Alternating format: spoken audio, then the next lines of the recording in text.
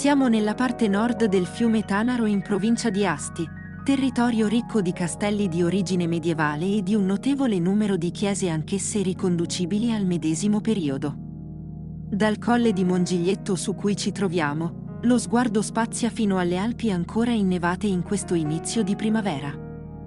Il verde delle colline ed il borgo di Cortazzone posto proprio di fronte completano lo scenario di pace e tranquillità che sembra avvolgere la piccola chiesa romanica di San Secondo. La solitudine di questo piccolo gioiello dell'architettura riporta ad un periodo in cui svolgeva il suo compito di parrocchia e accoglieva anche il cimitero della comunità. Nei secoli, la parrocchia fu spostata nel borgo, ma la piccola chiesa rimase sempre fortemente legata alla popolazione. La nuova parrocchia di San Secondo e San Siro fanno dunque parte dello splendido colpo d'occhio che si gode dalla collina di Mongiglietto. Nel borgo di Cortazzone è anche presente il castello, ricostruito all'inizio del 1700 sulla preesistente struttura medievale, dopo la distruzione avvenuta ad opera dei francesi durante la guerra franco-spagnola. La facciata della chiesa di San Secondo è realizzata in massima parte in blocchi di pietra, per poi lasciare spazio ad una struttura in mattoni che si conclude su un piccolo campanile aggiunto all'edificio originario intorno al 1700. Se si esclude dunque quest'ultimo manufatto, i documenti citano la realizzazione dell'opera intorno all'anno 1000. Fonti non confermate parlano inoltre della realizzazione della chiesa su un preesistente sito pagano. Sia sulla facciata che su tutto il perimetro sono presenti delle semicolonne che si alternano con dei semipilastri. Sui capitelli, degli archetti completano la muratura ed alcuni di essi riportano anche delle sculture zoomorfe ed antropomorfe. Evidente è anche la presenza di una sorta di cornice con forme di conchiglia.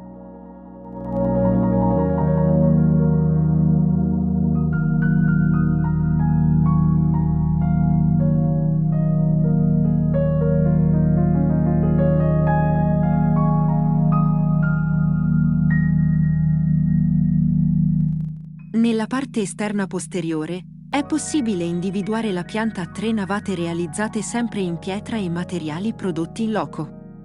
La struttura absidale riporta in parecchi punti sia una serie di archetti che elementi decorativi di notevole pregio. L'insieme di tutti questi elementi dunque dà al complesso un aspetto di alto valore architettonico ed artistico.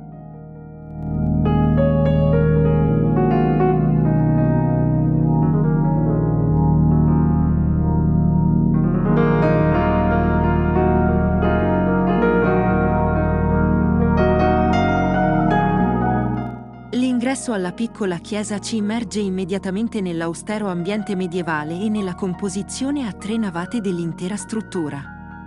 Complice il silenzio che regna attorno alla costruzione, è facile abbandonarsi alla meditazione ed al pensiero che lega quel luogo alla storia delle comunità locali.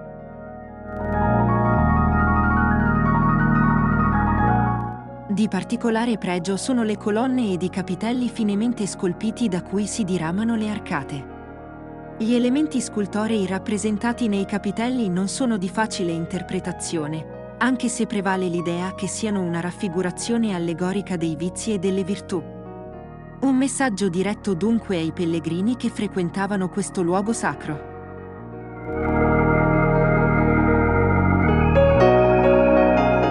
Lo sguardo verso l'altare pone in evidenza lo splendido affresco che lo sormonta. Dagli studi effettuati si fa risalire l'opera alla fine del 1300 e nel contesto compaiono alla sinistra di Nostro Signore, San Secondo ed alla destra San Girolamo. Da un attento restauro è stato possibile leggere in modo più chiaro la scritta presente nella parte alta dell'affresco che cita «Hoc opus fecit fieri locobus de Fanco».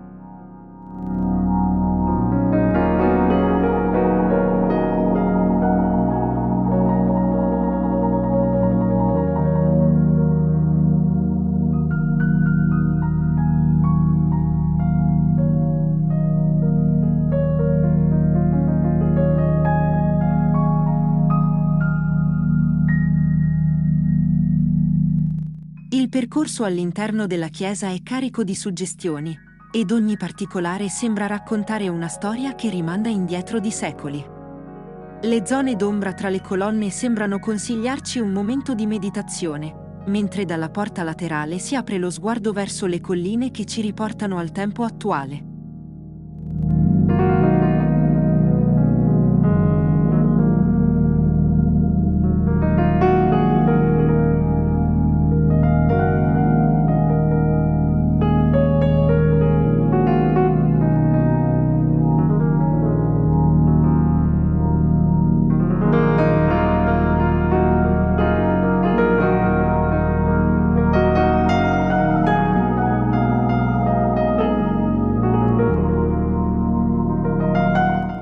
La nostra visita alla chiesa romanica di San Secondo in Cortazzone termina godendoci ancora per qualche istante la rilassante atmosfera che essa offre. E non possiamo che ringraziare Emily per averci consigliato di effettuare questa esperienza.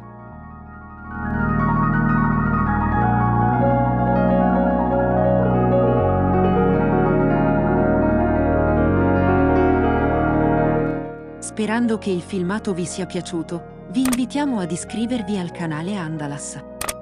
Anche un mi piace ed un commento sarebbero graditi. Nel ringraziarvi vi diamo appuntamento ai prossimi filmati.